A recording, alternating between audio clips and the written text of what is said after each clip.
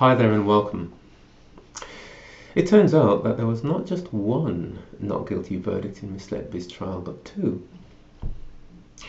Even the gracious person who was kind enough to tactfully remind me of this only remembered one of them so manifestly. This information was not widely reported or discussed by the media. At the time of receiving the information, I did not show the same graciousness that Felicity had in giving it, being unacceptably strident in my initial response. Felicity, you deserve better, and I'm sorry. Please forgive the lapse. There is, and can be, no excuse, but there is always an explanation. At the time I responded, my head was on marshalling the content for the video. I was a couple of hours away from recording, which I published later that evening. Also, unfortunately, it just so happens that the comment response I did directly before yours, in that one, I'd found myself having to actually justify the value in retrospectively unpicking the bureaucratic evil which is behind Miss Letby's imprisonment. Because of that, I suspect I was possibly still slightly in combat mode when doing my response to you. Anyway, as I said, I'm sorry, and thank you for having been a big help, really. Right, so now we know there were in fact not guilty verdicts. It is only fair to have a look at them to see if there is anything about the circumstances of the two findings which might explain why they did not have the effect of undermining the whole prosecution as predicted by my thesis. For those who have not seen that video, the original video from 4 days ago about the hidden obstacles to a not guilty verdict in this trial, my thesis was essentially as follows. In a case such as Miss Letby's, where the hard evidence conclusively proving that crime did in fact take place is wholly absent, a not guilty verdict is an existential threat to any guilty verdicts. This is because, in addition to the natural question raised by a not guilty verdict, that being, if this defendant didn't do it, who did? It raises the spectre of whether crime was even involved as a second question. That second question remains in the shadows where there is a pool from which a new suspect might be extracted. But where the second suspect probability is so vanishingly small statistically as to be dead in the water, like when you're dealing with a neonatal unit, the was there ever a crime question logically comes to the fore and will dominate. As the quality of evidence is equally poor for all 22 counts, once it is established that crime was not involved in one count, it has to raise the question of whether crime was actually involved in any of the counts, including the ones where a guilty verdict was returned.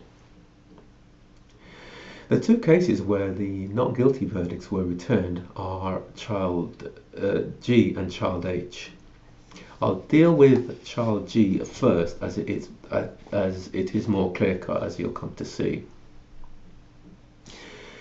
Child G had the not guilty verdict for one count of attempted murder effectively cancelled out by two findings of guilt for more or less identical collapses 2 weeks earlier. The guilty verdicts, especially as they were earlier in time, obviously shut down the question raised by the not guilty verdict of whether or not the child was the victim of crime. In theory, the question of who did it then regarding the third collapse remains, but in practice, we know that the finding that someone, Miss Letby obviously, attempted to murder the child in the same location 14 days previously covers that question. I will say more about the mechanism by which it does so later. What we're really talking about then is a hollowed out husk of a not guilty verdict. On that basis, though not ideal in light of the categorical position I'd taken in the previous video, I don't think the child G not guilty, I don't see it as detracting from the logic or the credibility of my thesis. If anything, it having the look of a random orphan of an emasculated not guilty, I saw it as more of a smoking gun in support of my position on the threat of mixed verdicts to the overall case. I learned of the child G not guilty while reviewing the facts of the child H on Tattle Life. Child H, the one brought to my attention by that helpful lady, is a more challenging proposition to my thesis, as the not guilty verdict is not cancelled out as in the child G case, but is only partially balanced by a no verdict. Now, a hung jury in another count for the same child also pushes back against the new suspect and the no crime questions which are raised by a not guilty verdict. I hope we can all see that. It clearly doesn't do so in as decisive or powerful a way as a balancing conviction, though. It's a bit more messy, really, Now, you'll just have to take my word for it, but my not guilty threat thesis is predicated on one count per child. You see, prior to going on Tattle Life 12 days ago to research child K, my previous visit had been in the first few days of September of 2023, when, as a new member onto the Science on Trial project, I decided to research child F while waiting to be given an assignment. On that occasion, I went directly to the child F court report. 12 days ago, I went directly to child K's.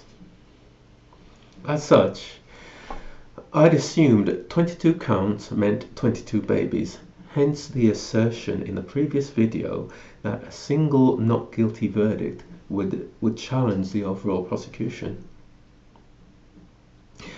To meet the criterion I had in mind when making that assertion, we would need 2 not guilties for child H, not 1 not guilty and 1 no verdict.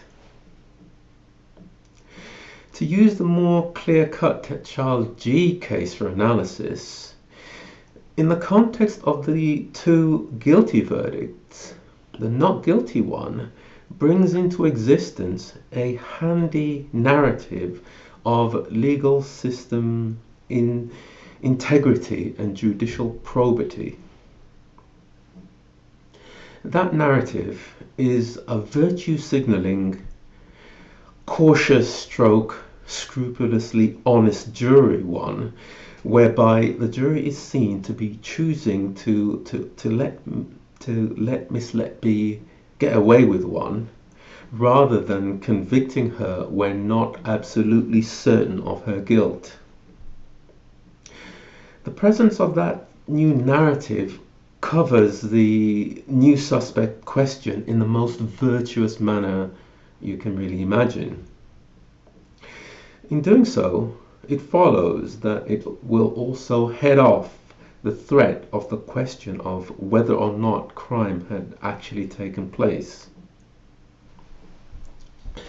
Before finishing, the final point I'd like to make about this is the possible role of media coverage.